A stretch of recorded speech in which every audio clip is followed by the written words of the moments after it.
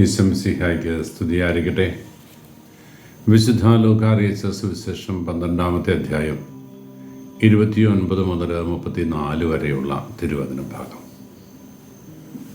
ദൈവപരിപാലനയിൽ ആശ്രയിക്കണം എന്നുള്ള ഈശോയുടെ പ്രബോധനത്തിൻ്റെ അവസാന ഭാഗമാണ് നാം ഇന്ന് വായിക്കുക. ആകാശത്തിലെ പറവുകളെ പോലെ, വയലിലെ ലില്ലികളെ പോലെ ആകുലതകളും അസ്വസ്ഥതകളും മാറ്റിവെച്ച് സ്വാതന്ത്ര്യത്തോടെ ജീവിക്കുവാൻ അവിടുന്ന് നമ്മളെ ഓർമ്മിപ്പിക്കുകയാണ്. എന്ത് ഭക്ഷിക്കും, എന്ത് പാനം ചെയ്യും, എന്ത് ധരിക്കുമെന്ന് ശരീരത്തെക്കുറിച്ചോ ആത്മാവിനെക്കുറിച്ചോ ജീവനെക്കുറിച്ചോ ഒന്നും അനാവശ്യമായ വ്യഗ്രതകൾ വേണ്ട. വാകേറിയവൻ ഇരതരും എന്ന പ്രമാണം. ജീവിതത്തെക്കുറിച്ച് അസ്വസ്ഥതകളുടെ വഴിയിലൂടെ നീങ്ങുന്നവർക്ക് ഒരു മുതൽക്കൂട്ടാകണം ഈ ചിന്ത. നാളെയെക്കുറിച്ചുള്ള ആകുലത നിമിത്തം കിടന്നുറങ്ങാനാകുന്നില്ല, ഭക്ഷണം കഴിക്കാനാകുന്നില്ല, ഭക്ഷണം ശരീരത്തിൽ പിടിക്കുന്നില്ല. അസ്വസ്ഥതയുടെ ഒരു ലോകം. നാളെ എന്താകും? ഒരു പെൺകുട്ടി ജനിച്ചാൽ അതിനെ നാളെ എങ്ങനെ കെട്ടിച്ചുവിടും എന്നതിനെക്കുറിച്ചുള്ള ചിന്ത. നാളെ ജോലിക്ക് പോകാനായില്ലെങ്കിൽ എങ്ങനെ അത്താഴം കഴിക്കുമെന്നതിനെക്കുറിച്ചുള്ള അസ്വസ്ഥത. കുഞ്ഞുങ്ങൾ പരീക്ഷയ്ക്ക് തോറ്റുപോയാൽ എങ്ങനെ മുന്നോട്ട് പോകുമെന്നുള്ളതിനെക്കുറിച്ചുള്ള ആശങ്കകൾ, അമിതമായ ഉത്കണ്ഠകൾ. നാളെയെക്കുറിച്ച് കരുതലുണ്ടാകരുത് എന്നൊന്നുമല്ല ഈശോ പറയുന്നത്.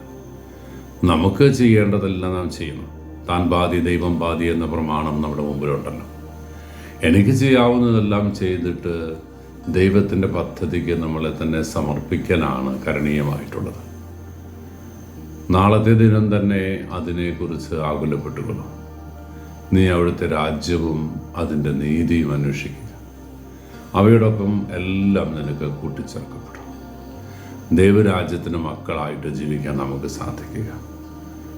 ഞായറാഴ്ച പള്ളിയിൽ പോകാൻ പോലും സമയമില്ലാതെ ജോലി തിരക്കിലായിരിക്കുന്നവരാണ് ഇപ്പോഴത്തെ ആവറേജ് ക്രിസ്ത്യാനികളെല്ലാം, പ്രത്യേകിച്ച് വിദേശ രാജ്യങ്ങളിലുള്ളവർ.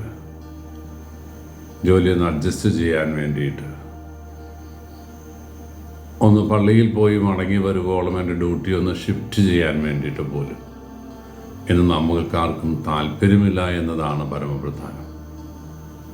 ഞാൻ ഓർക്കുന്നു, ഇറ്റലിയിൽ നമ്മുടെ നാട്ടിൽ നിന്ന് പോയ ഒരു മലയാളി ചേച്ചി, ഒരു വൈദികൻ്റെ അമ്മയാണ്. അടുത്ത ദിവസം ഞാൻ വികാരിയായിരുന്നൊരിടവകയായതുകൊണ്ട് ഓർക്കുകയാണ്. എല്ലാ ദിവസവും രാവിലെ പള്ളിയിൽ പോയി വിശുദ്ധ കുർബാനയിൽ പങ്കെടുക്കാൻ അനുവാദം തരുമെങ്കിൽ മാത്രമേ ഞാൻ ഈ ഭവനത്തിൽ ജോലിക്ക് വരൂ എന്ന് ജോലിക്ക് ജോയിൻ ചെയ്യുന്നതിന് മുമ്പ് ഉറപ്പ് മേടിക്കുന്ന ഒരു ചേച്ചി. ഈ ഒരു കാലഘട്ടത്തിൽ വ്യത്യസ്തമായ ഒരു മുഖമായിട്ട് ഞാനത് കാണുക. എൻ്റെ ദൈവത്തോട് ചേർന്നിരിക്കാൻ എനിക്ക് അനുകൂലമായ സാഹചര്യങ്ങൾ വേണം. അതല്ലാത്തത് ഒന്നിനോടും കോംപ്രമൈസ് ചെയ്യണ്ട എന്ന് ചിന്തിക്കാൻ സാധിക്കുമ്പോൾ ആകുലതകളില്ല, അസ്വസ്ഥതകളില്ല, ധീരമായ തീരുമാനങ്ങൾ മാത്രം. ആ തീരുമാനങ്ങളുടെ വഴിയിലൂടെ മുന്നോട്ട് പോകാൻ, ക്രിസ്തുവിനെ ജീവിതത്തിൻ്റെ കേന്ദ്രമായി ഏറ്റുവാങ്ങാൻ, അവനോടൊത്ത് ജീവിക്കാൻ. അവനാണ് എൻ്റെ ധൈര്യം, അവനാണ് എൻ്റെ ബലം. അവനിൽ ആശ്രയിച്ചാൽ എനിക്ക് ഒരു നാളും നഷ്ടബോധമുണ്ടാകില്ല എന്നുള്ള വലിയ ബോധ്യത്തിൽ ജീവിക്കാനുള്ള കൃപ ഈശോ നമുക്ക് നൽകട്ടെ. കർത്താവ് മിശിഹായുടെ കൃപയും പിതാവായ ദൈവത്തിൻ്റെ സ്നേഹവും പരിശുദ്ധാത്മാവിൻ്റെ സഹവാസവും നാം എല്ലാവരും കൂടി ഉണ്ടായിരിക്കട്ടെ, ഇപ്പോഴും എപ്പോഴും എന്നേക്കും. ആമേൻ.